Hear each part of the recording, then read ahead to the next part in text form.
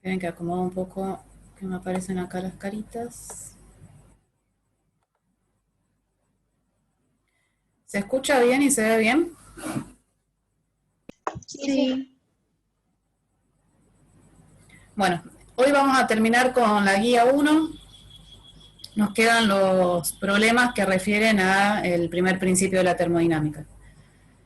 Vamos a hacer un repasito de algunas cosas que vieron con Pablo en la clase de hoy y la clase pasada. Así más o menos se ubican en cuáles son las cosas que vamos a usar para resolver los problemas. Bueno, ustedes vieron que esta es la expresión matemática del primer principio de la termodinámica, que básicamente, ¿qué es lo que nos dice? Bueno, era el principio de conservación de la energía. Entonces lo que nos relaciona es cómo es el cambio de energía interna del sistema en relación al trabajo o al calor que intercambie con el entorno, ¿sí? Entonces, ¿qué sería el entorno? ¿Qué es el sistema? Nosotros hasta ahora estamos trabajando con sistemas cerrados, es decir, que hay una frontera que me define cuál es mi sistema y todo lo que quede por fuera de esa frontera va a ser el entorno. Según las características que tenga esa frontera, el sistema va a poder intercambiar ¿qué? Energía. En este caso, energía, ¿sí? Porque estamos hablando de sistemas cerrados, es decir, que no van a intercambiar masa con el entorno. Nosotros tomamos una convención para asignarle un signo positivo o negativo al calor y al trabajo según sea que el trabajo ingrese al sistema o el sistema se lo esté dando al entorno. Y lo mismo con el calor. Entonces nuestra convención considera que el calor que entra al sistema va a ser positivo, calor que sale del sistema va a ser negativo, y la inversa es con el trabajo, es decir, si mi sistema genera un trabajo, o sea, entrega trabajo al entorno, lo voy a considerar positivo. Y si me consume trabajo, o sea, si yo entorno tengo que ejercer un trabajo sobre el sistema, bueno, va a ser negativo. Por ahí puede parecer medio confuso, pero piénsenlo con esta lógica. Ingresa calor al sistema y yo ocupo ese calor para generar un trabajo, es decir, que el sistema me va a entregar trabajo. Esa combinación la voy a considerar positiva. Positivo el calor, porque ingresó al sistema, positivo porque yo generé un trabajo a partir de ese calor.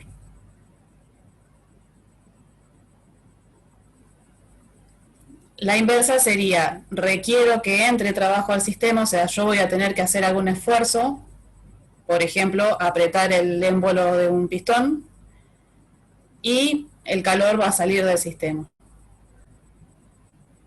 En ese caso va a ser los dos negativos, porque requerí trabajo y perdí calor.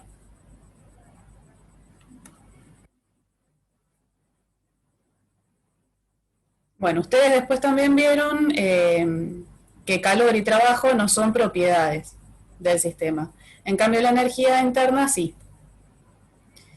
Eso hace que haya una diferencia también en cuanto a cómo se caracterizan, digamos, lo que es calor y trabajo y las funciones de estado. Entonces, acá tienen, fíjense, serían las paredes del sistema, todo lo que está dentro va a ser lo que yo considero sistema y lo que queda por fuera va a ser el entorno. Entonces, en el caso de un sistema cerrado, yo voy a poder intercambiar calor o trabajo. ¿Por qué se dice que son fenómenos de borde o superficie? Bueno, precisamente por eso, porque o sea, es algo que atraviesa las fronteras del sistema. ¿Por qué son transitorios? Porque tienen una duración determinada hasta qué es lo que marca el límite de este intercambio de energía. Que se alcanza un estado de equilibrio.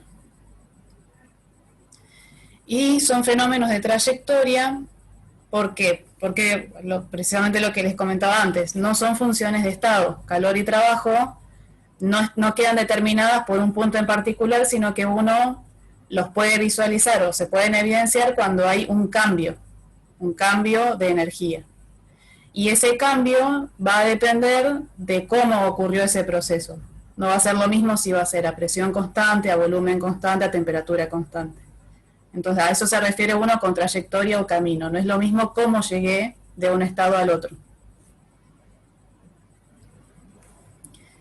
Bueno, hoy también vieron con el profesor, o repasaron un poco las definiciones de calor específico a volumen constante y a presión constante. Entonces, ¿cómo se definían? Bueno, se definen como el calor necesario para elevar en 1 grado centígrado la temperatura de una masa determinada de sustancia, en este caso 1 kilo. Entonces, esquemáticamente sería esto. Ustedes tienen un sistema cerrado, en este caso las paredes van a ser rígidas porque lo que se mantiene constante es el volumen. Y yo voy a medir qué calor necesito para elevar en 1 grado centígrado la temperatura de esta masa contenida en este sistema. A eso lo voy a llamar calor específico a volumen constante, porque es lo que se mantuvo constante. En este otro caso, lo que tenemos es más un dispositivo como si fuese un pistón, donde esta tapa va a ser móvil, de manera que a medida que yo voy calentando, el sistema va a tender a expandirse para mantener la presión constante en este caso. Ese calor va a ser el que me define el calor específico a presión constante. Entonces, antes de fijarse los números, ¿cuál intuitivamente para ustedes sería mayor? ¿El CP o el CB?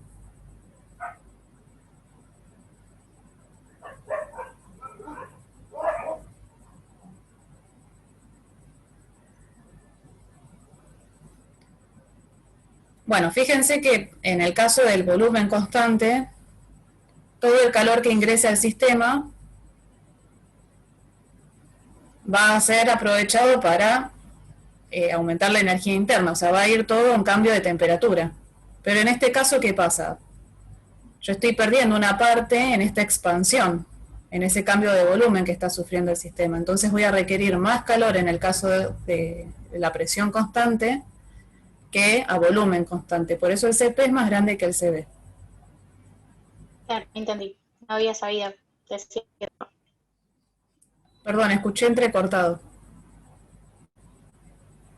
No, eso, que ahí me quedó claro. Que antes no sabía. Bueno.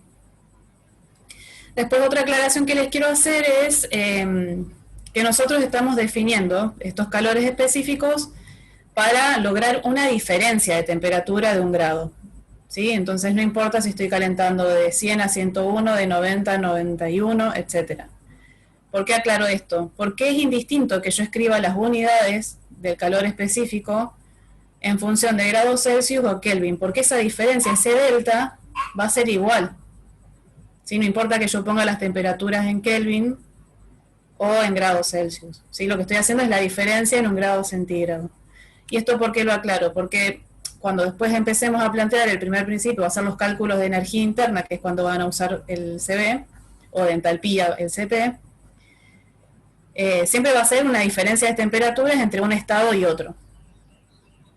Esas temperaturas ustedes las pueden trabajar en Kelvin o en Celsius, pero numéricamente no tienen que hacer ninguna conversión de estas unidades, porque ya la definición viene de una diferencia.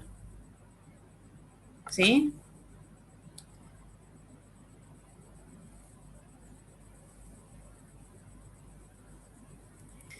Bueno, esto lo acaban de repasar justo con el profesor, cómo era el cálculo de la energía interna o del cambio de energía interna para un gas ideal. Y sabemos que solamente es función de la temperatura y que solamente también depende del CB. Nosotros para los cálculos que vamos a hacer vamos a considerar que los calores específicos tanto a volumen como a presión constante van a ser constantes en el rango de temperatura que estemos trabajando, ¿sí? Por lo tanto, cuando uno resuelve esa integral, llega directamente a la masa o el número de moles por el calor específico por el delta T. Para el cálculo de energía interna, acuérdense que es el CB, siempre, no importa cómo es el proceso, de 1 a 2, siempre la energía interna para un gas ideal se va a calcular con CB. Y en el caso de la entalpía es CP. No es la única forma que tienen para calcular la entalpía. Ustedes vieron que por definición la entalpía es la energía interna más esta productoria de la presión por el volumen.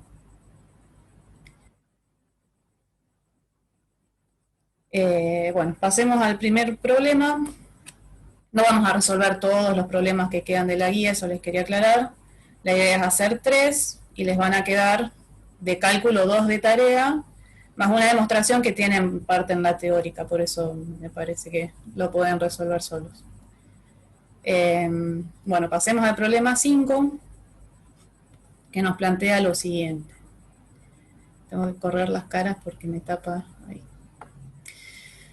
Dice, un sistema aislado y con paredes rígidas contiene 2 recipientes separados por un tabique.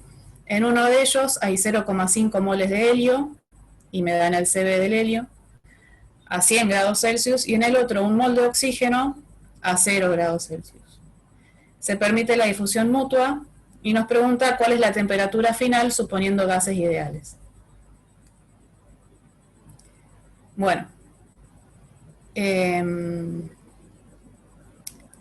lo primero que deberían hacer para encarar estos problemas es pasar, digamos, del enunciado a una cuestión concreta, como imaginarse la situación.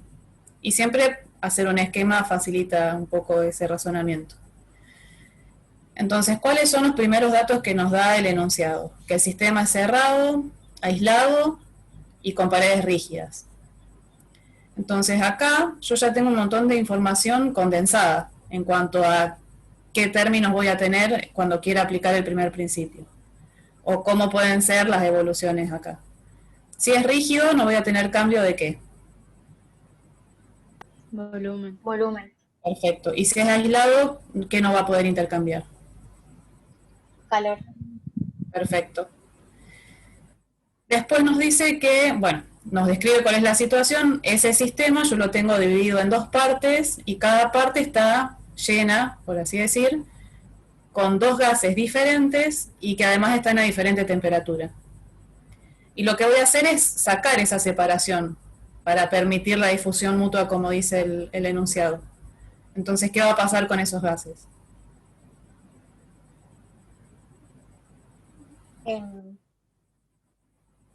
Se van a mezclar, pero además, ¿qué va a pasar con las temperaturas? ¿Van a aumentar? Vamos de 100 a 0. Va a llegar a una temperatura de equilibrio, ¿sí? Porque tengo un gas que está a una determinada temperatura, 100 grados por ejemplo, y el otro está a 0. ¿Sí? Entonces van a intercambiar calor entre ellos hasta llegar a una temperatura de equilibrio que es la que nos pide que calculemos. Esta sería, digamos, el esquema que ustedes se podrían hacer, ¿sí? Acuérdense cómo representamos las paredes cuando son aisladas, con las rayitas, ¿sí? Eso indica que son aisladas o que no intercambian calor. Y esta sería la condición inicial, donde yo tengo cada gas separado uno del otro y a temperaturas diferentes. Y voy a llegar a un estado final, donde voy a tener los 2 gases mezclados y que han llegado al equilibrio térmico, es decir, van a tener la misma temperatura. Bueno, ahora sí veamos el primer principio y qué términos son los que sobrevivirían de acá para poder ir ahora sí armando el problema matemáticamente.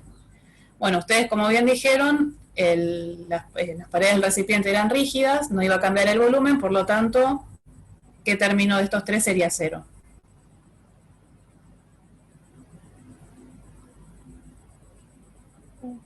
¿El trabajo? El trabajo, ¿sí? Acuérdense que acá vamos a tener simplemente trabajo de compresión o de expansión. Entonces, como el volumen es constante, este término es 0. No hay cambio de volumen, no va a haber trabajo de expansión o de compresión. También habíamos dicho que no iba a intercambiar calor, ¿sí? El sistema era aislado o adiabático. Es decir, que solamente voy a tener el cambio de energía interna igualado a 0. ¿Sí? Porque todos los otros términos son 0. Como veíamos, al ser una función de estado, yo voy a poder escribir este delta U, este cambio de energía interna, como la diferencia entre la energía interna en el estado final menos la energía interna en el estado inicial.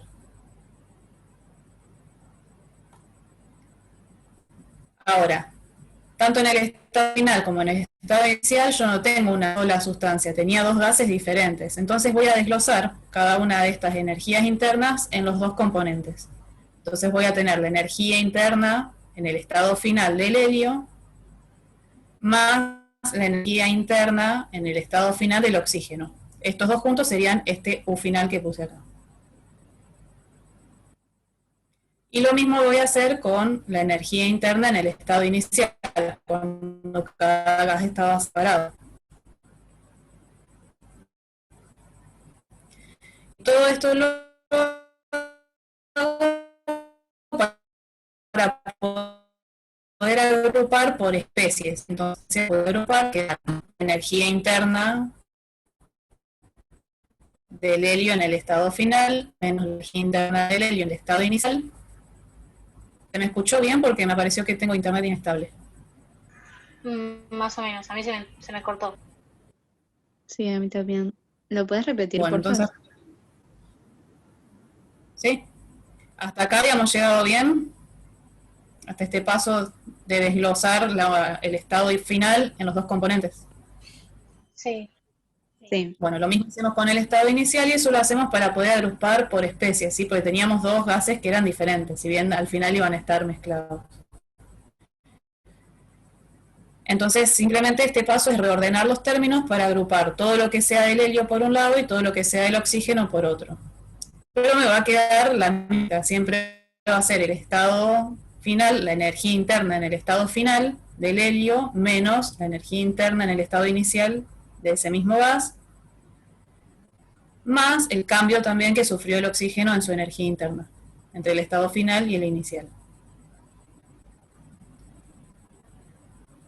Y lo puedo expresar como deltas directamente. El delta U, el delta de energía interna, el cambio en el helio, más el cambio de energía interna del oxígeno va a ser el del sistema. Y todo eso va a ser igualado a cero. Entonces ahora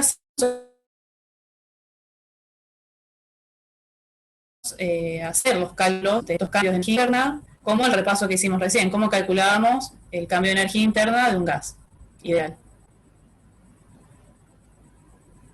Habíamos que de moles, en este caso del helio, por la diferencia de temperatura entre el estado final y inicial. Perdón, ¿Bien? ¿a alguien más se le está cortando? Sí, a mí también, profe. Sí, sí, se está cortando.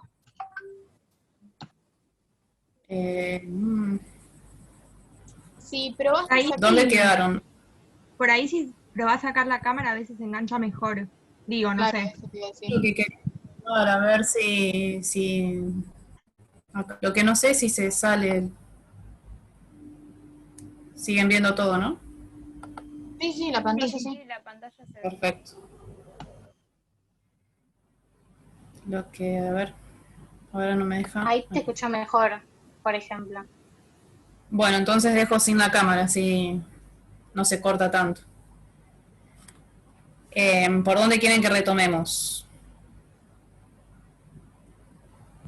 No, al Para principio hasta- la otra. Claro, la otra como que ya se recortaba todo. Listo, entonces lo que habíamos dicho es que una vez que ya están ordenados los términos por especie, estos cambios de energía interna del helio y del oxígeno, ustedes ya saben cómo calcularlos, que era lo que habíamos repasado al principio. ¿Cómo se Una calculaba? ¿Sí? Ahí, el término del delta U del oxígeno igual no tendría que ser menos. Sí, este está mal, tenés razón. Ah, sí, gracias. A ver si lo puedo acá, que hay un lapicito.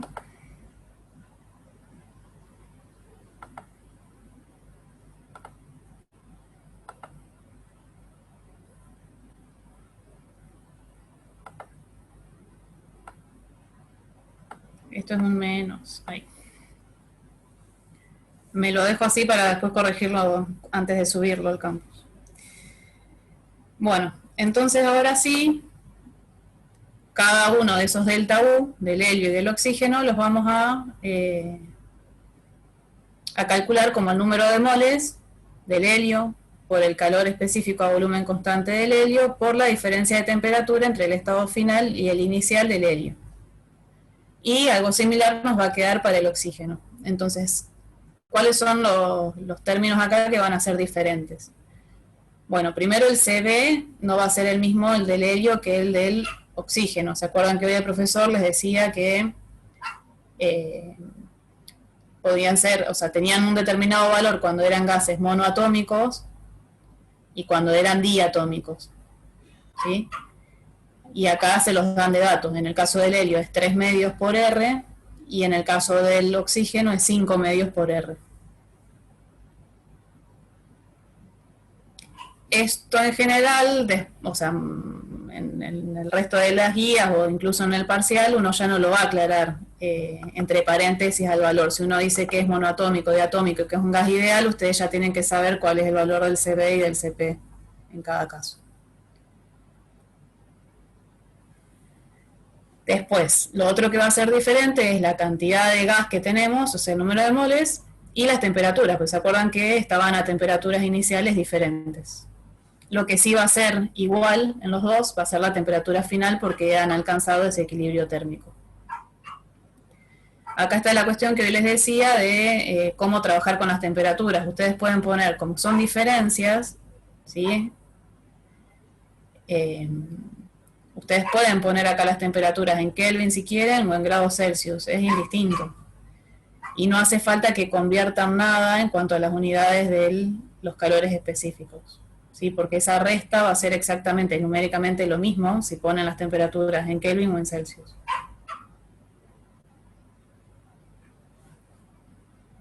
Están escribiendo algo en el chat, pero no lo veo. A ver si puedo... No hay nada en el chat. Te avisamos si quieres, si escribe alguien.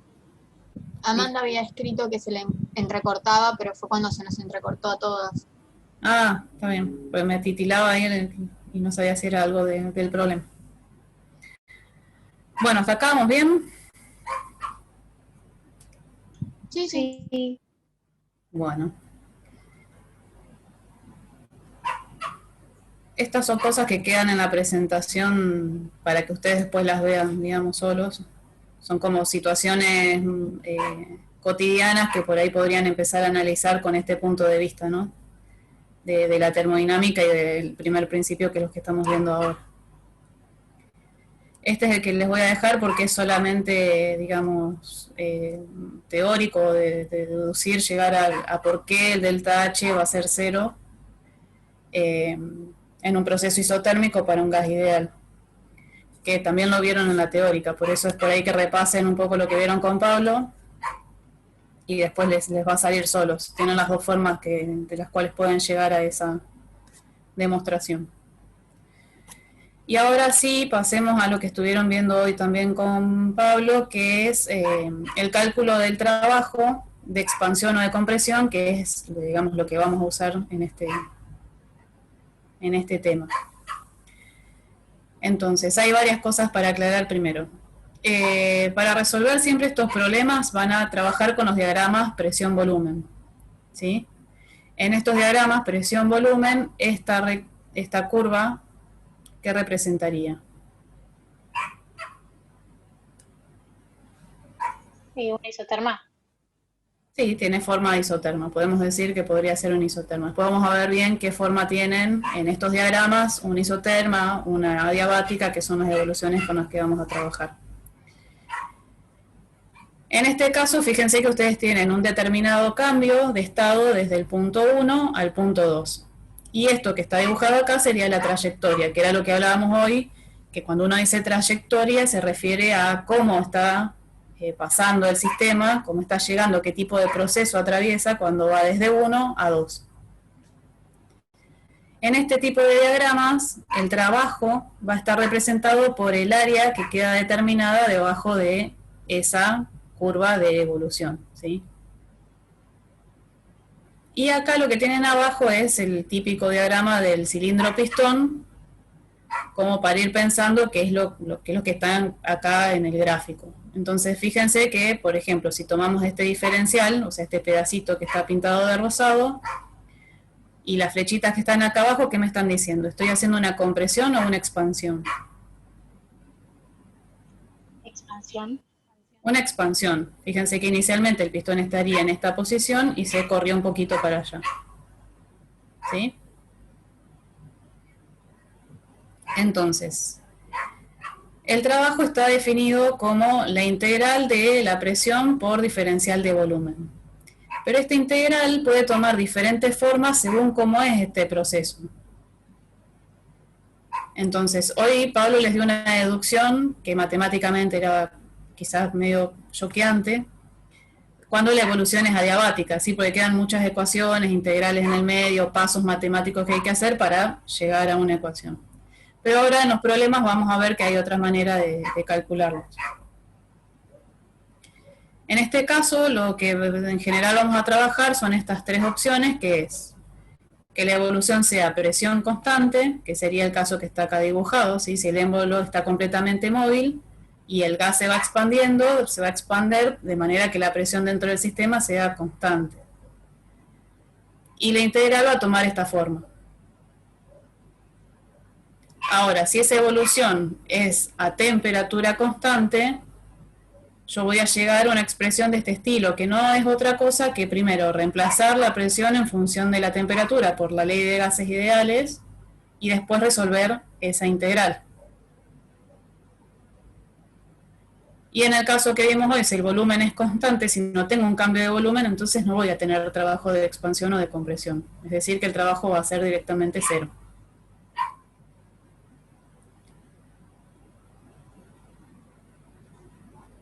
Acá está, digamos, representado tres opciones distintas para llegar desde el estado 1 al estado 2. No sabemos qué condición se está cumpliendo en la trayectoria A, en la B o en la C, pero de alguna manera calcularon cuál era el trabajo necesario para llegar desde 1 hasta 2. Y fíjense que numéricamente son diferentes, entonces eso es lo que hoy hablábamos de que son funciones de la trayectoria, ¿sí? No es lo mismo cómo voy a llegar del estado 1 al 2. En cambio, en las propiedades termodinámicas, como la energía interna, la entalpía, no me importa si voy por la ruta A, la B o la C. A mí lo que me importa es la diferencia entre el punto 1 y el 2. Por eso se dicen funciones de estado. Me importa el valor puntual en ese estado definido, no cómo llegué hasta ahí.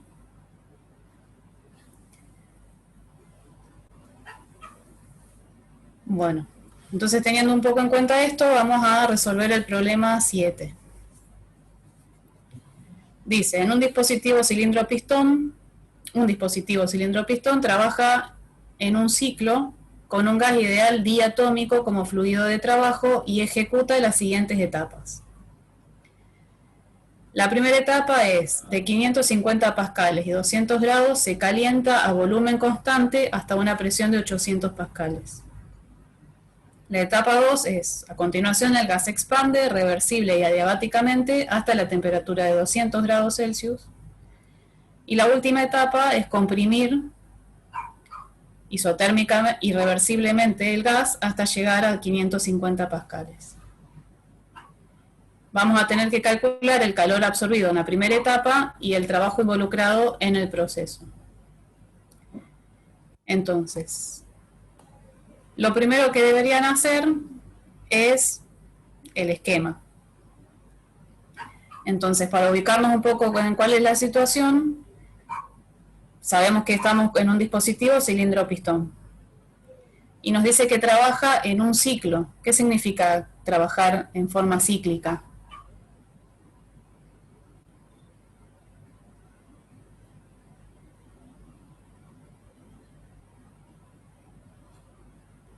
Bueno, lo que significa es que yo parto de un estado inicial.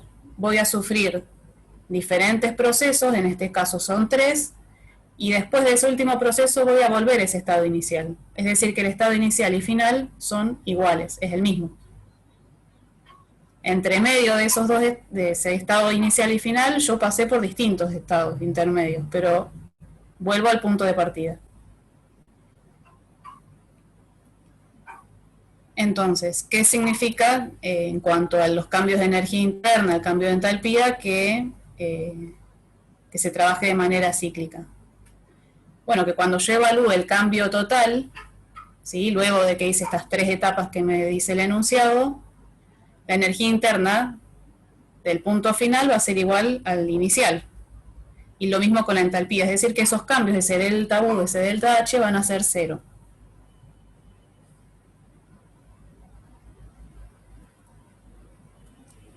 Esta sería, de manera gráfica, la situación que nos plantea el problema. Entonces tratemos de ver por partes. Primero, el cilindro pistón. Olvídense de esto y de esto. La primera etapa nos dice que tenemos un calentamiento isocórico, es decir, a volumen constante. Entonces, si ustedes se imaginan, bueno, ¿qué harían? Tendrían que trabar el émbolo del pistón para que el volumen no cambie y empiezan a calentar. Entregan calor al sistema.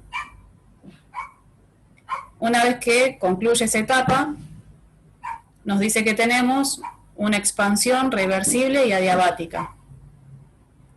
Entonces, si es esa expansión, yo voy a tener que sacar las trabas que puse al pistón y de alguna manera voy a aislarlo al cilindro para que ya no intercambie más calor con el entorno. Entonces el gas se va a expandir. En la última etapa volvemos a comprimir el gas, pero en este caso de forma isotérmica. Entonces, ahí el sistema me va a entregar trabajo o va a requerir trabajo si tengo que comprimirlo.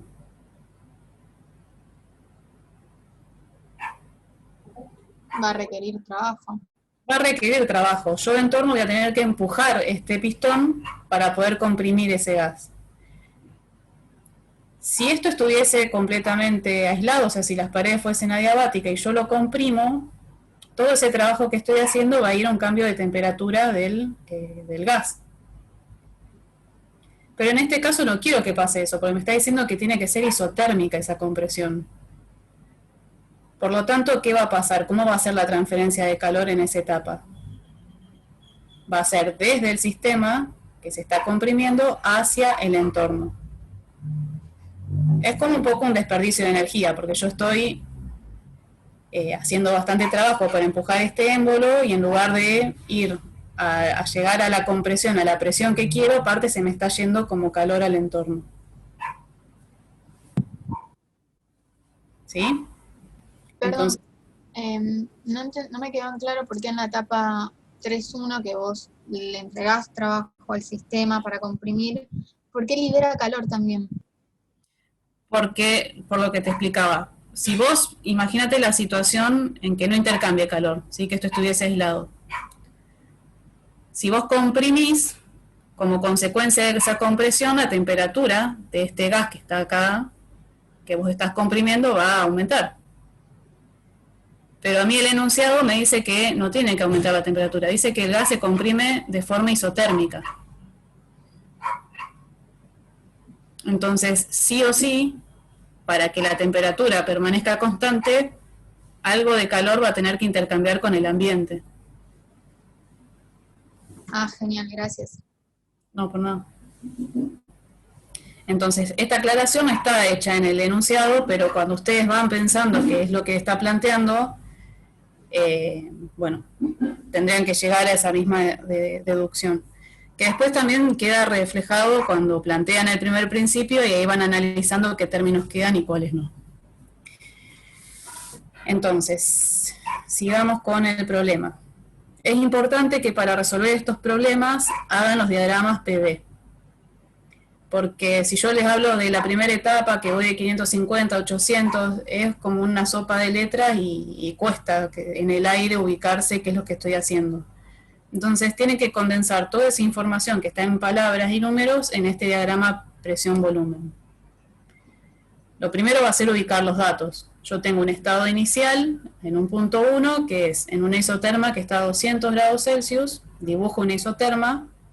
En este tipo de diagramas las isotermas son hipérbolas equiláteras, es decir que uno la va a dibujar a mano alzada. Ustedes, si esto fuera presencial, las dibujarían en su cuaderno, pero mínimamente que tengan una forma de hipérbola y que sea equilátera, es decir, estas distancias son iguales a los dos ejes, como que estuviese reflejada por un ángulo acá 45.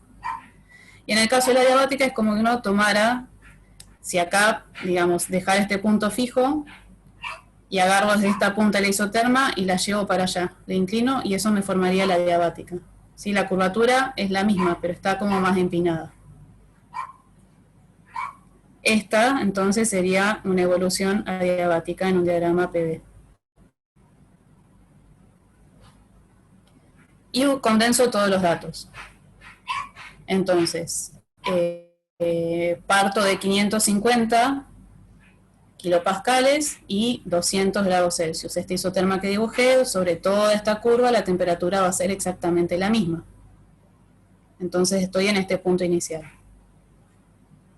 Voy a comprimir a volumen constante y cómo sería una evolución a volumen constante en estos diagramas.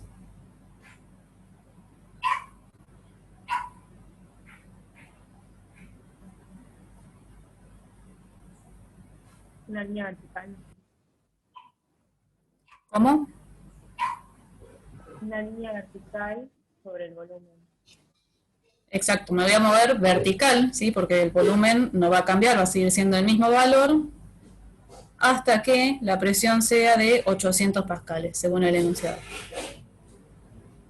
Ahí tendría el final de esa primera etapa. Después dice que se expande reversible y adiabáticamente hasta la temperatura inicial, digamos, hasta 200 grados Celsius. O sea que voy a bajar por la diabática hasta volver a cortar la isoterma de la cual partí. Este punto acá sería el final de la segunda etapa. Y después me dice que voy a comprimir isotérmica y reversiblemente hasta, necesito correr esto, la presión de 550. O sea que voy a ir por la isoterma hasta el punto de partida. ¿Sí? Por eso es un ciclo. Yo partí de este punto, hice distintos procesos y volví al punto de partida. Una vez que cumplo esas 3 etapas, hice un ciclo. ¿Sí?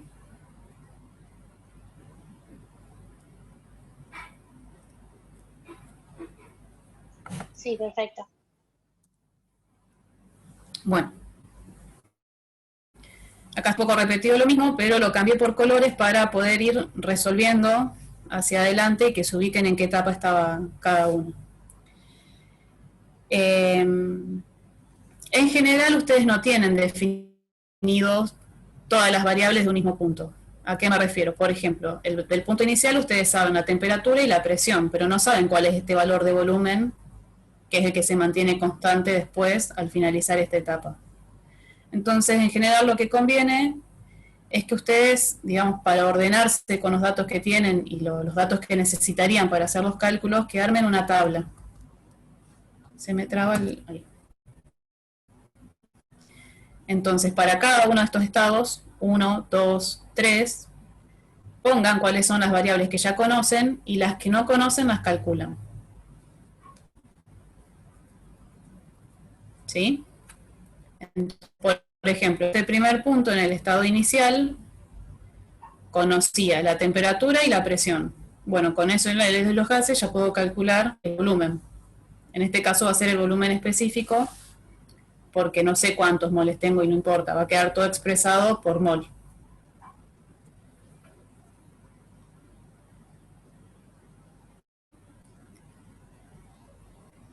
Ahora, este volumen es exactamente el mismo que en el punto 2, que en el estado 2. ¿Sí? Cuando finalicé esta primera etapa de calentamiento a volumen constante, llegué a una presión de 800 pascales, ahora conozco el volumen, pero no sé qué temperatura es esta, no sé qué valor tiene esta isoterma. Pero conociendo el volumen y la presión, lo puedo calcular.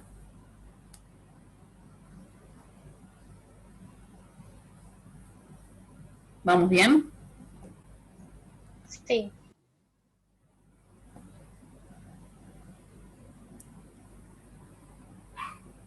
Y en el punto 3, ¿qué pasa? Tengo una evolución adiabática y del estado final, ¿qué es lo que no conozco? Del final de esa etapa adiabática. La isoterma sí la conozco, es la de 200 grados Celsius, pero no sé qué presión tengo en ese momento y tampoco conozco el volumen.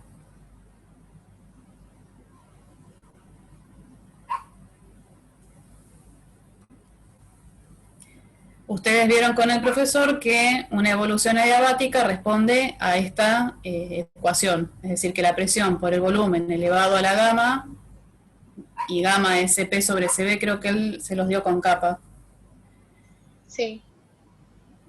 digamos, sería capa, es una constante. ¿Qué significa eso? Que es la ecuación que me describe esta curva, ¿sí? La adiabática. Yo hago presión por volumen a la capa o a la gamma, así ya seguimos con gamma que tengo toda la diapositiva así, me da el mismo valor. Entonces yo puedo plantear esa igualdad, o sea, esta ecuación entre dos puntos. En este caso, siempre que esos dos puntos pertenezcan a una evolución adiabática. Entonces yo lo voy a plantear entre el punto 2, del cual ya conozco todos los datos, y el punto 3.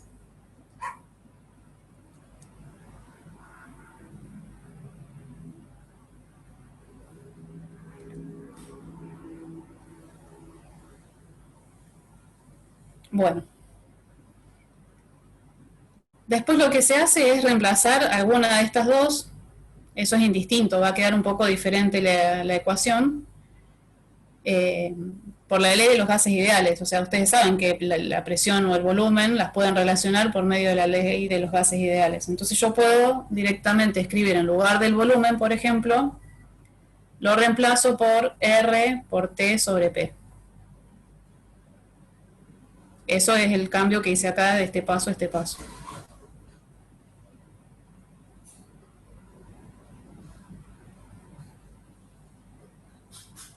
Y después de simplemente reordenar los términos, es decir, todo lo que sea presión por un lado, lo que es temperatura por otro. Las R se van, ¿sí? Porque están al mismo exponente, así que eso se pierde. Y puedo llegar a esta ecuación que me permitiría calcular la presión en el punto 3, es decir, esa presión que no conocíamos al final del proceso adiabático. Ahora, con esa presión y con esa temperatura ya puedo también conocer este volumen, ¿sí? Cuánto fue que se expandió el gas en esa etapa. ¿Hasta ahí vamos bien? Sí. Bueno, entonces fíjense que hasta acá es simplemente ordenarse con los datos, practicar un poco todo este tema de las evoluciones isotérmicas, diabática en este caso era la que tenían que calcular, para tener definidos todos esos estados intermedios de cada etapa. Pero todavía no entramos en el cálculo que nos pedía el problema, que era el calor absorbido en la primera etapa.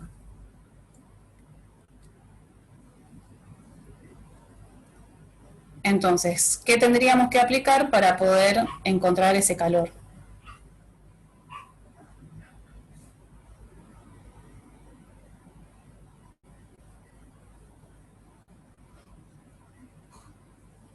Bueno, aplicamos el primer principio, ¿sí? Entonces, habíamos dicho que la primera etapa, esta, la roja, era a volumen constante o isocórica, ¿sí? Entonces, ¿qué es lo que no tendría? Trabajo, ¿sí? Este término para esa primera etapa va a ser nulo. Entonces, ¿qué es lo que me está diciendo? Que el cambio de energía interna va a ser igual al calor intercambiado. Y el cambio de energía interna, ustedes ya saben cómo calcularlo. Es el número de moles por CB por el delta T. Acuérdense que como no conocemos cuántos moles tenemos, lo dividimos y va a quedar todo expresado en función por unidad de mol, digamos. Y acá sí ya es resolver con números. ¿Cuál es el CB? Y el dato no está, pero sí me dicen que el gas es un gas ideal y es diatómico. Entonces, ¿cuánto va a valer el CB? 5 medios No te escuché. 5 medios de R. Perfecto, 5 medios de R. Las temperaturas ya las tienen, completaron ustedes esta tablita, tienen T1 y T2, o sea que ahí es simplemente resolver los números.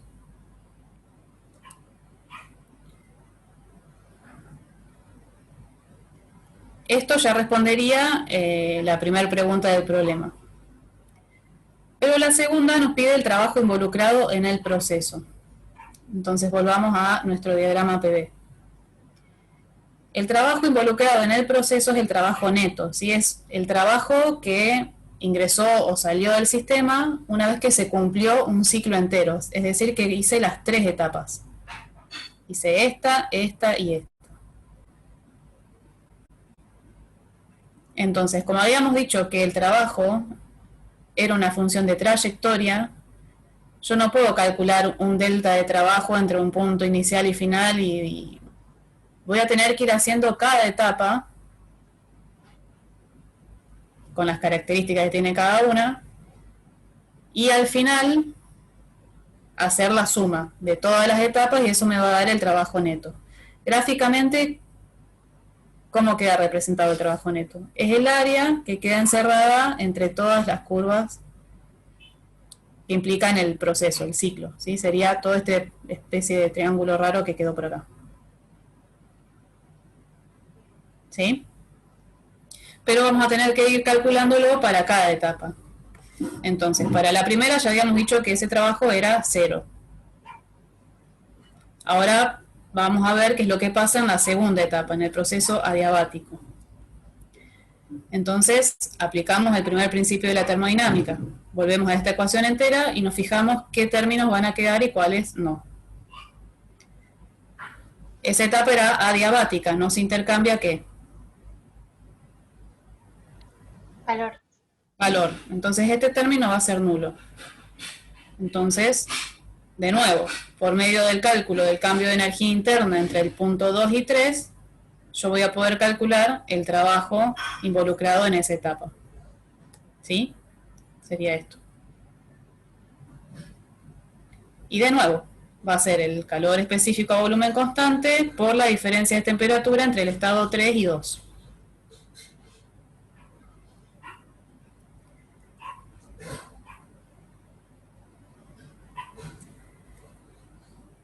Estoy evaluando esta etapa. Ahí. ¿Es una compresión o una expansión?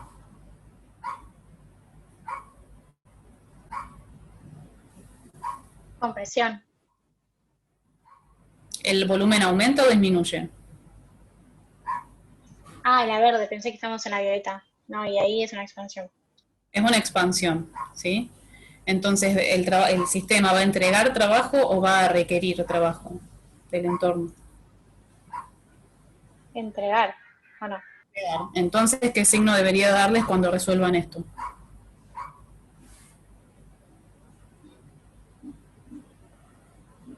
Negativo.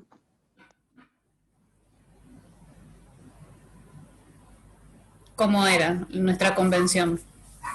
Si el sistema entrega trabajo, lo consideraba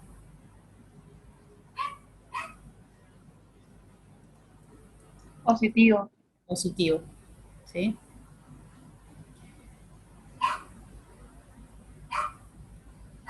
Y la última etapa, ahora sí, va a ser una compresión, entonces va a requerir trabajo del entorno. Y esa compresión es isotérmica. Entonces vuelvo a aplicar el primer principio para esa etapa isotérmica. Tengo estos 3 términos. ¿Cuál va a ser nulo? ¿O alguno va a ser nulo?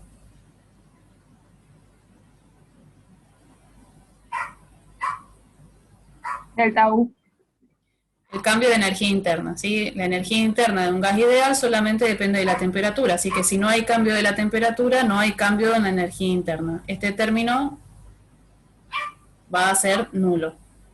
Es decir, que todo el calor intercambiado va a ser también trabajo intercambiado.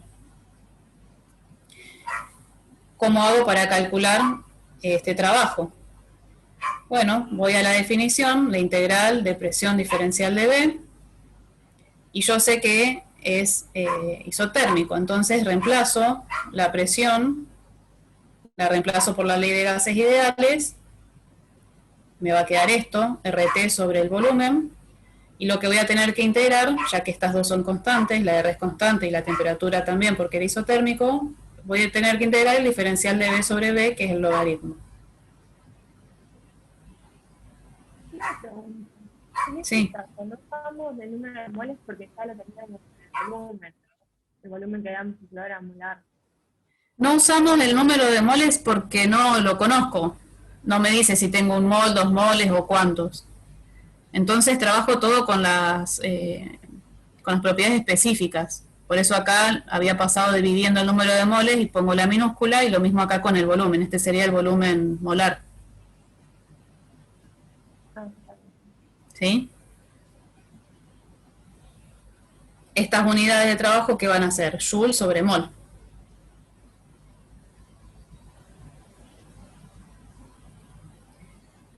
Ah, claro, claro.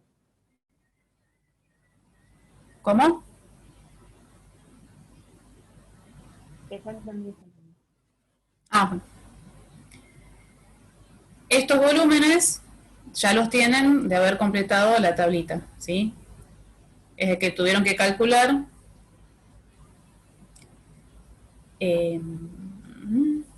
para el proceso diabático, y el inicial que lo calcularon con los datos que tenían del estado inicial de presión y temperatura.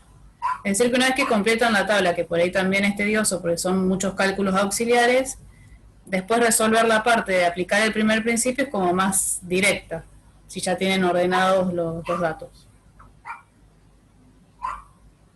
Bueno, hasta ahí tenemos calculados los trabajos de cada etapa, pero por separado. Y a mí lo que me piden es el trabajo involucrado en el proceso, es decir, una vez que se cumplió un ciclo entero, o lo que es lo mismo decir que se cumplieron las 3 etapas, los 3 procesos. Entonces lo único que resta es sumarlos. Entonces acá en esta tabla ya tienen resumido para la etapa 1-2, es decir, de 1 a 2, ese primer calentamiento a volumen constante, cuál era el calor, el trabajo era 0 y cómo calculamos acá el delta U. Y así con cada etapa. ¿Qué es lo que se debería verificar cuando ustedes hacen los cálculos y hacen esta suma de todos los términos, o sea, de todas las etapas? Suman todos los calores de cada etapa, llegan a un calor neto. Lo mismo hacen con el trabajo, llegan al trabajo neto. ¿Qué tiene que pasar con el cambio de energía interna cuando el proceso entero es un ciclo? Tiene que ser cero. Que sea 0. ¿Sí? Entonces, fíjense, delta U era igual a Q menos W.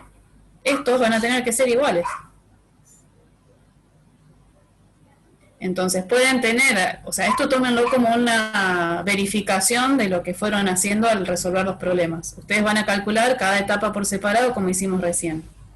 Cuando hagan el cambio neto, calculen el calor neto o el trabajo neto, lo que sea que les pida el enunciado, acuérdense de esto.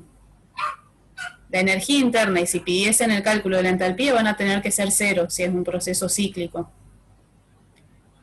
El calor y el trabajo no van a ser 0, pero sí van a ser numéricamente iguales. Pueden tener diferencias de decimales porque uno tiene que redondear, pero no pueden tener diferencias numéricas considerables porque van a tener que revisar en algún lugar algún error de cálculo tuvieron. Entonces eso úsenlo también para verificar ustedes, porque saben que es así, esto se tiene que cumplir, entonces bueno, úsenlo para verificar que todos estos cálculos intermedios estén bien.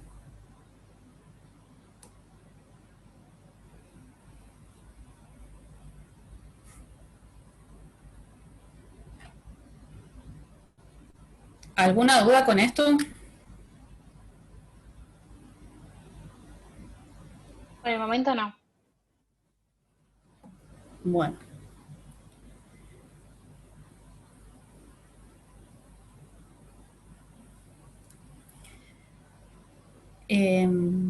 Bueno, fíjense que se los podría haber dicho en este caso también, el trabajo neto a nosotros nos dio positivo, ¿sí? Si es positivo significa que una vez que se cumplieron esas 3 etapas, el sistema me entregó trabajo. El calor también me dio positivo, lo cual significa que el sistema entregó calor al entorno o recibió calor del entorno.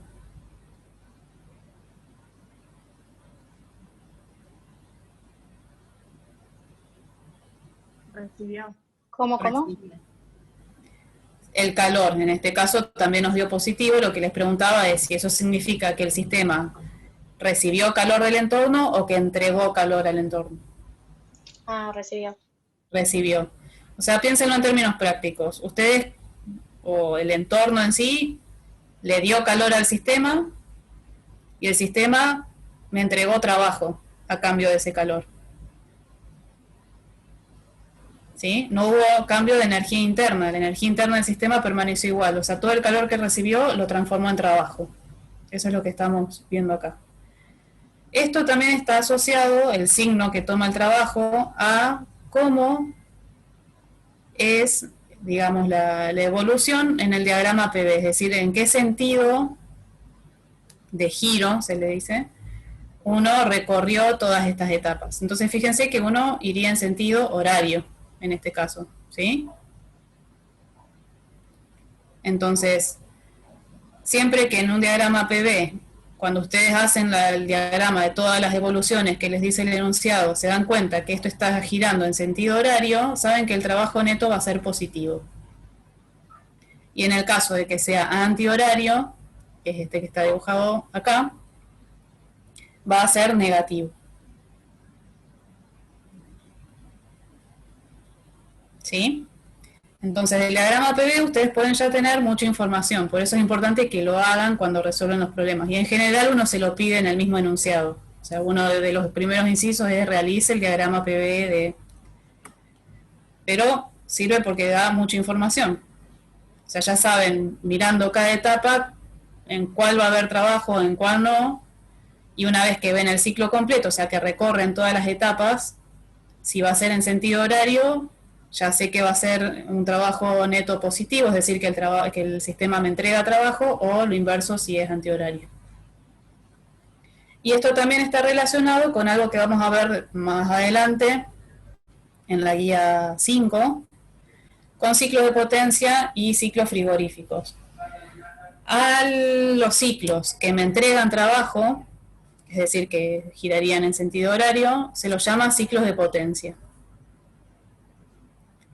Y de alguna manera son el principio de funcionamiento de las centrales eléctricas, ¿sí?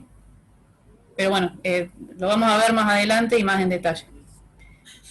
Lo inverso sería el ciclo frigorífico, entonces piénselo también en términos prácticos. Una generadora de electricidad precisamente me genera trabajo, ¿sí? Genera la electricidad que uno después usa en su casa.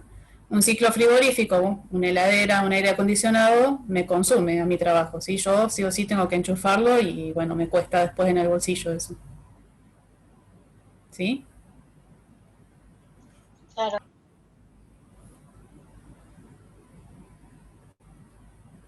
Bueno, ¿cómo vamos de tiempo?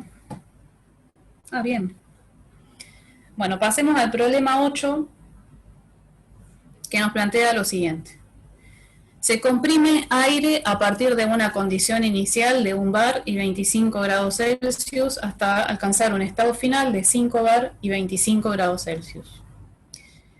Dicha compresión puede realizarse mediante 3 evoluciones reversibles diferentes. La primera sería calentamiento a volumen constante seguido de enfriamiento a presión constante. La otra alternativa sería hacer una compresión isotérmica. Como la temperatura inicial y final son iguales, yo podría plantear, bueno, comprimirlo, hacer ese cambio de presión a temperatura constante. Y la última alternativa es una compresión adiabática seguida por un enfriamiento a volumen constante. Bueno, fíjense que lo primero que nos pide es que realicemos el esquema de los procesos en un diagrama PV. Les hago una pregunta aparte. ¿Esto que me describe el enunciado, me está hablando de un proceso cíclico o no?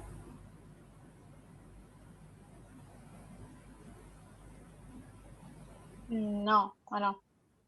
No, porque yo estoy partiendo de un estado que es diferente al estado final. O sea, yo estoy en 1 bar y 25 grados y el estado final del sistema va a ser 5 bar y 25 grados Celsius. No volví a donde partí, simplemente estoy analizando distintas rutas para llegar de 1 bar y 25 grados Celsius a 5 bares y 25 grados Celsius. ¿Se animan ustedes a hacer cada una de estas alternativas en un diagrama PV? Y comparamos después. Bueno.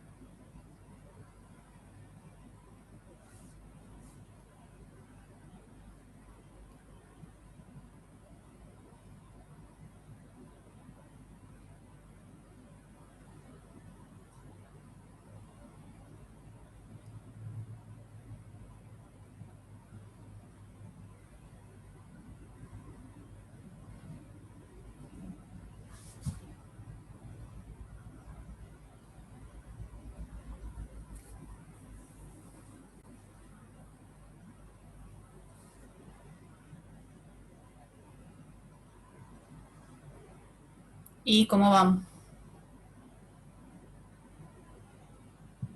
No demasiado bien. ¿En qué tienen duda?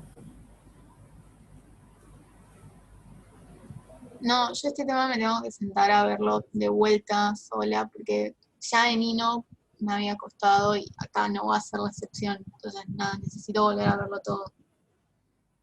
Bueno, pero empecemos por hacer el diagrama PV. Vas a tener que dibujar sí o sí una isoterma, que va a ser la de 25 grados, y poner el punto inicial. Una presión de 1 bar hasta tocar esa isoterma que dibujaste. Por ejemplo, esta de acá es la isoterma de 25 grados. Hagan de cuenta que todo esto no está todavía. Mi punto inicial es este, una presión de 1 bar y 25 grados Celsius. O sea, voy de hecho en 1 bar, que ustedes establecen arbitrariamente, hasta cortar la isoterma que dibujaron. Y ahora voy a dibujar la primer propuesta, que es calentar a volumen constante. Entonces, si es a volumen constante, yo sé que desde este punto voy a tener que hacer una evolución que sea vertical, es decir, que el volumen tiene siempre el mismo valor, hasta otra isoterma que pase por ahí, que no conozco el valor. Dibujo la isoterma.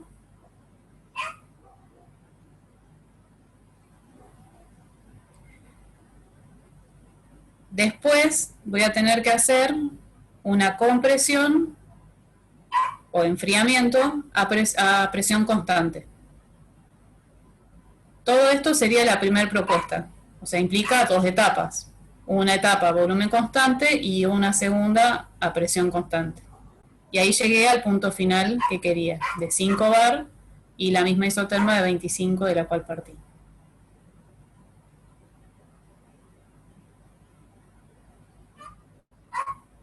¿Alguno había podido dibujar bien eso?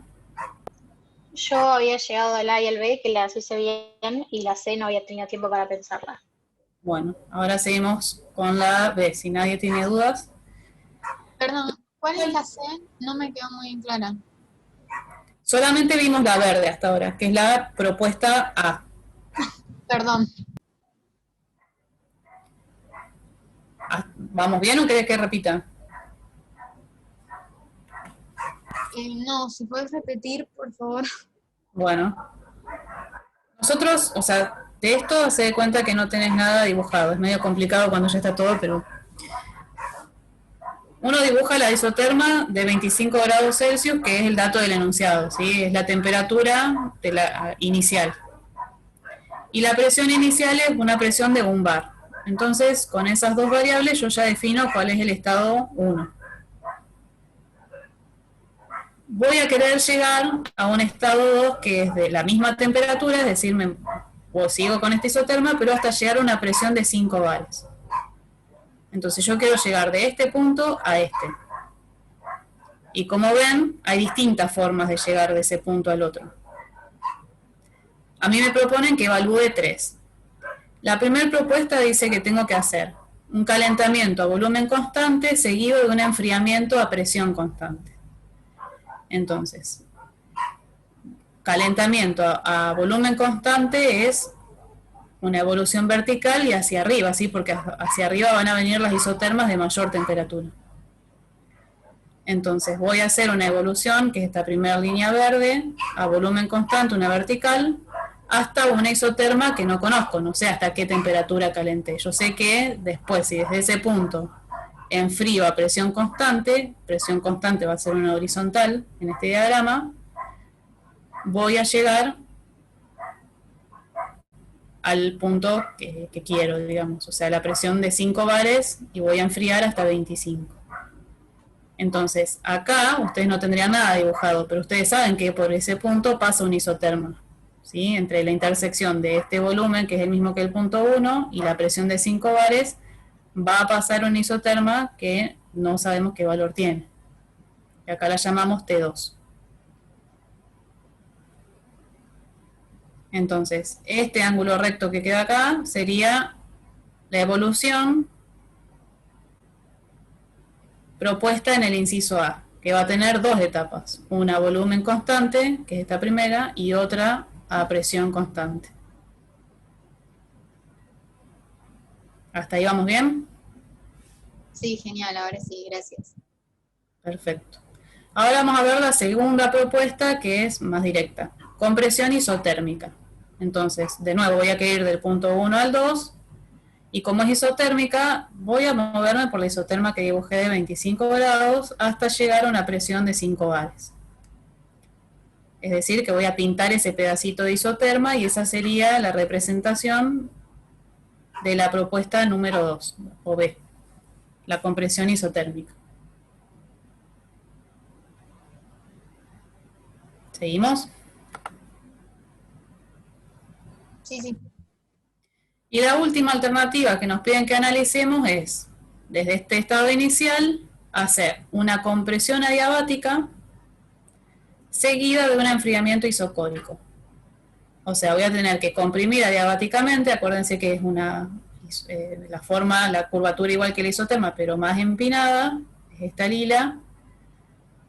Comprimo adiabáticamente, comprimo, hasta llegar de nuevo a una isoterma que no la tenemos dibujada, pero que es la que me va a permitir bajar después a volumen constante en forma vertical hasta llegar al punto 2, es decir, a 5 bares y 25 grados Celsius. ¿Sí? Ustedes, si lo tuvieran que hacer inicialmente a mano, lo que van a hacer es esta adiabática Se van a tener cuenta que tienen que subir y subir, subir bastante hasta que el lápiz le permita bajar en forma vertical. Y después dibujan isoterma que pasaría por ahí. Es la que nosotros llamamos T adiabática, ¿sí? Porque venía de esta evolución adiabática que nos planteaba esta alternativa. O sea que de nuevo, esta última propuesta tiene dos etapas, una adiabática y otra isocórica o a volumen constante. Bueno, así debería haber quedado el diagrama PV que pedí el enunciado. ¿Alguna duda con esto? No, por ahora no. Perfecto. Bueno, ahora lo que nos pide también el enunciado es los cálculos, obviamente. Nos pide que calculemos el trabajo, el calor, el cambio de energía interna y el cambio de entalpía para cada etapa y todo el proceso. Cuando habla de cada etapa y todo el proceso, o sea, por cada proceso se refiere a cada alternativa que me dieron. O sea, voy a calcular todas esas cosas, trabajo, calor, energía interna, entalpía, para la evolución propuesta en el inciso A. En este caso también tiene etapas, o sea, voy a tener que calcular para cada etapa y después el total de esa ruta, como le llamamos acá. La B tiene una sola evolución, ¿sí? Es una sola etapa a temperatura constante. Calculo todo lo que me pidió para esta ruta y lo mismo para la ruta C, que también tiene dos etapas. ¿Sí? Entonces eso se lo aclaro para que no caigan en la trampa de que esto de alguna manera quieran armar un ciclo y ya empiecen a quemarse los papeles. Nos dieron acá como datos la constante, el valor numérico de la constante de los gases ideales, el CB y el CP. Bueno, entonces, ¿cómo seguimos? Para calcular el trabajo, el calor, la energía interna y demás, ¿qué tenemos que aplicar?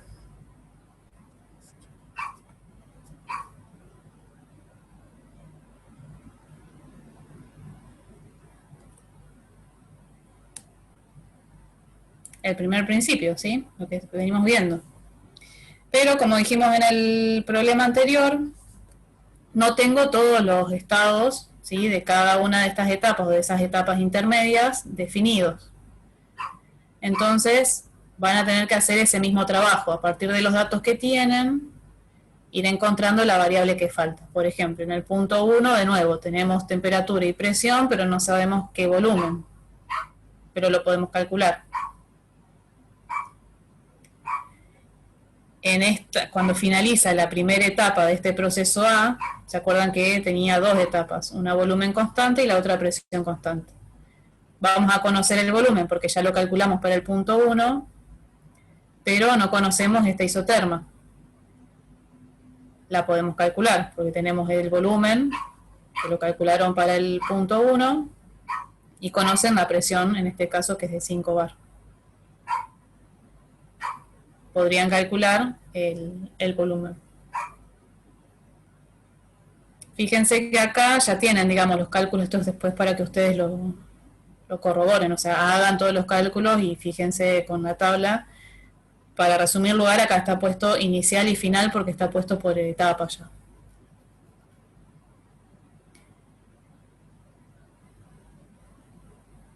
De nuevo van a tener que hacer el cálculo de la evolución adiabática, pero la tienen del ejercicio anterior, para poder encontrar la isoterma que pasa por acá. ¿Sí? Cuando finaliza la primera etapa de esa evolución adiabática de la propuesta del inciso C. Entonces, una vez completada la tabla con todos los datos que necesitan, es decir, todos estos cálculos son auxiliares, vamos a aplicar el primer principio para cada una de estas propuestas para llegar de 1 bar y 25 grados a 5 bares y 25 grados. Entonces, empezamos con la primera propuesta, que era el calentamiento a volumen constante o la etapa isocórica. Si es isocórica, ¿qué pasa con el trabajo de esa etapa?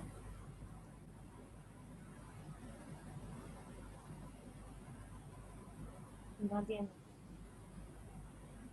Es nulo, ¿sí? Si no hay cambio de volumen, Es esta primera evolución vertical. Si no hay cambio de volumen, no tengo área encerrada bajo esta curva, ¿sí? El trabajo es 0. Entonces, para esa primera etapa isocórica, el calor intercambiado va a ser igual al cambio de energía interna de esa primera etapa. Es decir, que solamente necesitaría conocer la temperatura inicial, que es un dato, y esta otra temperatura, esta otra isoterma que pasaba por acá, que es la que tuvieron que calcular ustedes con el dato del volumen y de esta presión de 5 bares.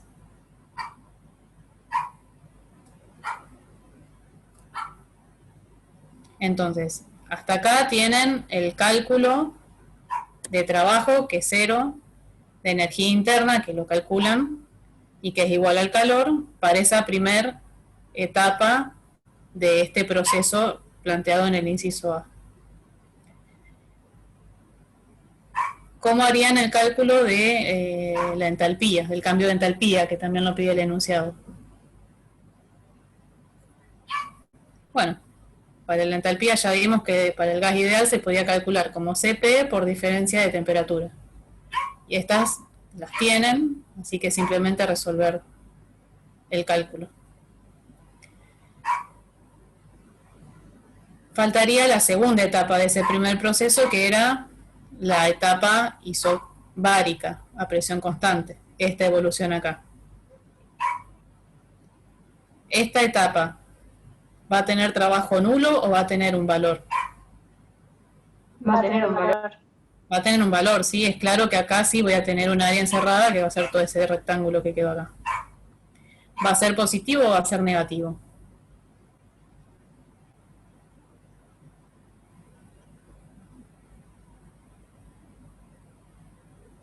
¿Qué está pasando con el volumen? ¿Se expande o se comprime? Va a ser negativo, ¿no? Negativo, ¿sí? Acuérdense que siempre que es una compresión, el trabajo va a ser negativo. Si es compresión, es pasar de un volumen mayor a uno menor. Entonces, todo eso que se ve del gráfico, vayan teniéndolo en cuenta cuando van haciendo los cálculos, ¿sí? Porque por ahí, por resolver los números, no prestan atención a esos detalles que ya les estaría indicando que algo en los cálculos pudo haber estado mal. Entonces, trabajo sí voy a tener, lo voy a poder calcular. Acuérdense que el trabajo era la integral de presión por diferencial de volumen. Como esta etapa es a presión constante, simplemente me va a quedar presión por la diferencia del volumen en el punto 2 y el punto 1. O sea, entre este volumen y este.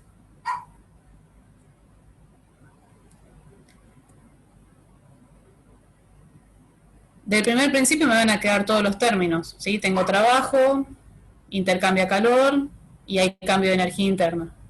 El calor lo voy a tener que sacar por diferencia, ¿sí? El trabajo lo puedo calcular resolviendo la integral.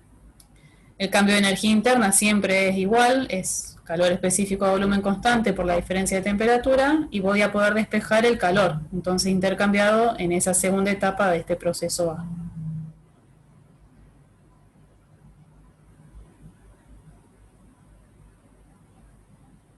¿Hasta ahí vamos bien?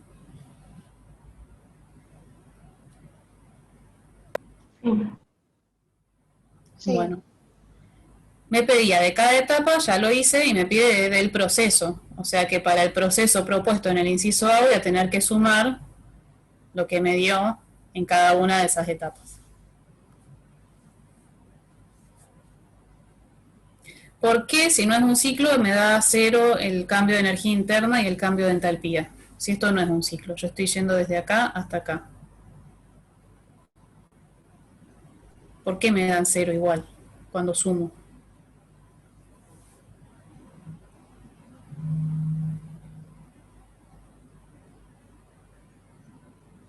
Porque Porque la temperatura es constante. Porque es la misma temperatura, ¿sí? Tanto del punto inicial como el final, la temperatura es la misma, y la energía interna del gas ideal depende de la temperatura, lo mismo que la entalpía. Entonces es lógico que estas dos me den 0, porque no no hubo un cambio de temperatura. Sí, en cada etapa, fíjense que en cada una de las etapas que analizamos hasta ahora tienen un valor determinado. Pero cuando yo hago la suma de este proceso más me dan 0 porque la temperatura es como que no hubiese cambiado, sigue siendo 25 grados Celsius. ¿Sí?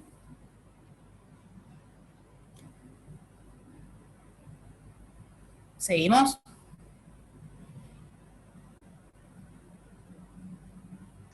Dale, sí.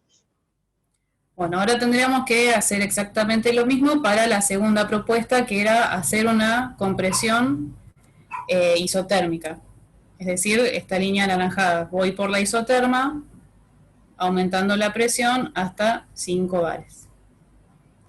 Entonces, acá voy a tener trabajo. Sí. Sí, porque todo este área que queda acá abajo sería el trabajo neto de este proceso. Esa evolución es isotérmica. Entonces, el trabajo lo van a poder calcular. ¿Se acuerdan? Lo mismo, reemplazando la presión por la ley de los gases ideales. El R y el T salen de esa integral porque son constantes y me va a quedar la integral de diferencial de B sobre B, que este ya sería el resultado de esa integral. O sea que el trabajo lo pueden calcular. Ahora, ¿qué más tenemos en el primer principio? ¿Hay cambio de energía interna? No, porque es isotérmico, pero sí hay intercambio de calor. Sí, va a haber intercambio de calor y va a ser numéricamente igual al trabajo que calcularon ya resolviendo la integral, o sea, la definición del trabajo. Acá ya tienen los resultados, y bueno, esto es más directo porque era un solo proceso, una sola etapa. ¿Hasta acá vamos bien? Sí.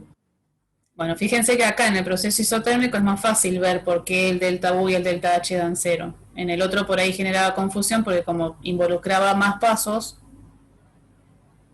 y cada uno de esos pasos tenía algún valor, pero bueno, como el punto inicial y el final están a la misma temperatura, esos cambios iban a dar 0. Lo mismo debería ocurrir cuando analicemos la ruta C. Esta última alternativa era la compresión adiabática, ¿se acuerdan que subíamos bien empinadito? Una compresión adiabática hasta un punto tal que me permita después hacer un enfriamiento a volumen constante. De nuevo, acá vamos a tener que analizar las dos etapas por separado. Entonces, primero vamos a tener una etapa adiabática. Si es adiabática, lo que nos intercambia es calor. Es decir, que en el primer principio nos quedaría directamente que el cambio de energía interna de esa primera etapa va a ser igual al trabajo en esa compresión adiabática. Ustedes podrían calcular este trabajo de compresión adiabática con la fórmula que dedujeron hoy con el profe o directamente hacer el cálculo, que es más sencillo, ¿no?, del cambio de energía interna.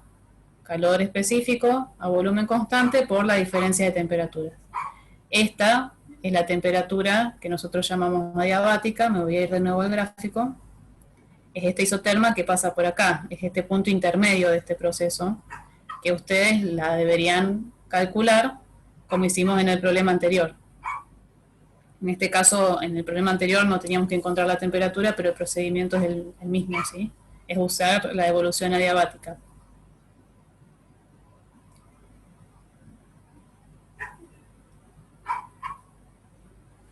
Bueno, no quiere bajar, perdón. Ahora sí. Y la segunda etapa era isocórica, o sea, subíamos por la diabática empinado y después bajábamos en forma vertical. Esa segunda etapa es a volumen constante, entonces, ¿qué es lo que no voy a tener? Trabajo. Es decir, que el cambio de energía interna va a ser igual al calor intercambiado en esa etapa, y puedo calcular de nuevo el cambio de energía interna como se ve por la diferencia de temperaturas entre el punto final, que era 25 grados Celsius, y esa temperatura adiabática que calcularon antes. Para cada uno de estos casos, siempre el delta H lo calculamos como CP por diferencia de temperatura, ¿sí? En cada una de esas etapas que formaban esta ruta C.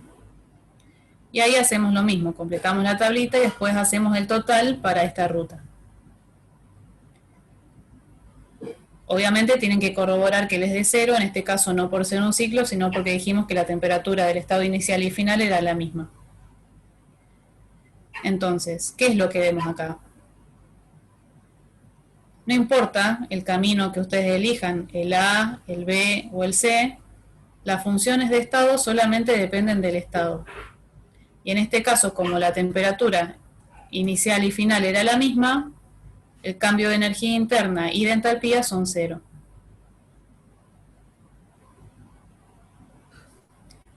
Lo otro que veníamos hablando y que ahora lo corrobora numéricamente es que el trabajo y el calor sí son función de la trayectoria, sí dependen de cómo llegué del punto 1 al punto 2. Y ustedes analizaron 3 alternativas completamente diferentes y los valores de calor y trabajo intercambiados por el sistema son completamente diferentes. ¿Sí? Por eso son función de la trayectoria.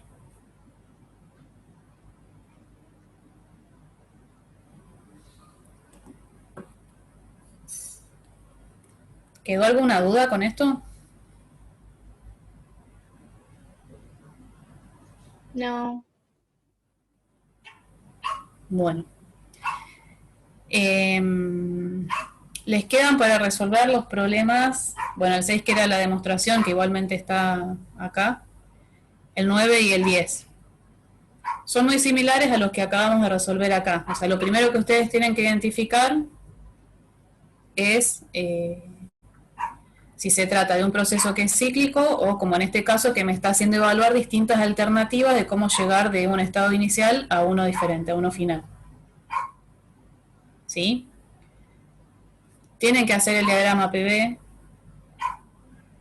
plantear todas las evoluciones que están propuestas ahí, hacerse esa tabla, o aunque no sea en forma de tabla, ver qué datos tienen, o sea, qué variables ya tienen definidas porque se las dieron como datos en el enunciado o cuáles pueden calcular ustedes. Y recién después pasar al cálculo en concreto de lo que pide el enunciado, que en general siempre es lo mismo, es calcular trabajo, calor, cambio de energía interna, cambio de entalpía para cada etapa, para el proceso entero, para el ciclo. Es importante que sean ordenados porque si, no sé, cada cual también encuentra su mecanismo, pero por ahí ir directo a aplicar el primer principio, después, uy, pero el volumen no lo tengo, y pará, ¿de dónde venía este dato? ¿Y qué dato tengo? Quizás les hace más engorroso y se pierden más en esos cálculos auxiliares que en la situación en sí que plantea el problema.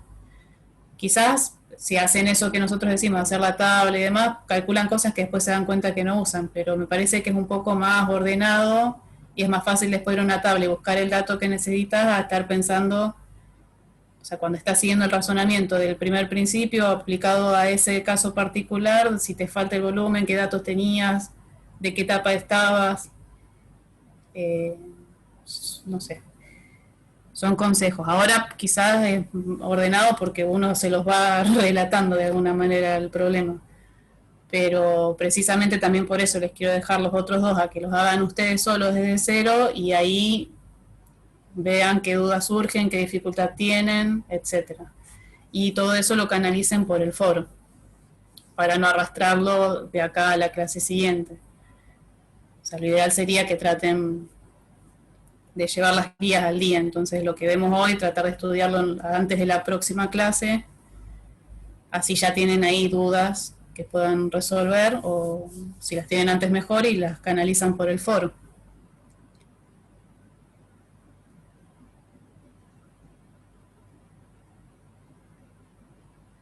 De todas maneras, les aclaro que las resoluciones de los otros problemas que les dejo de tareas están acá en el Power que voy a subir al campus. Dale, buenísimo entonces. Pero bueno, eso, traten de hacer el proceso de resolverlos ustedes solos y después recién, o sea, usar más la presentación que uno deja en el campus para chequear que para hacer el paso a paso, digamos. Claro.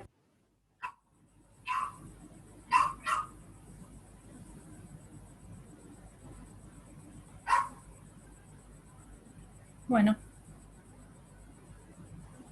no sé si tienen alguna duda o algo que quieran que veamos. Si no, por hoy a descansar. Muchas gracias, Euni. No, de nada.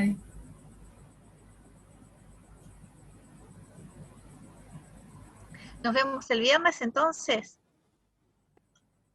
Dale.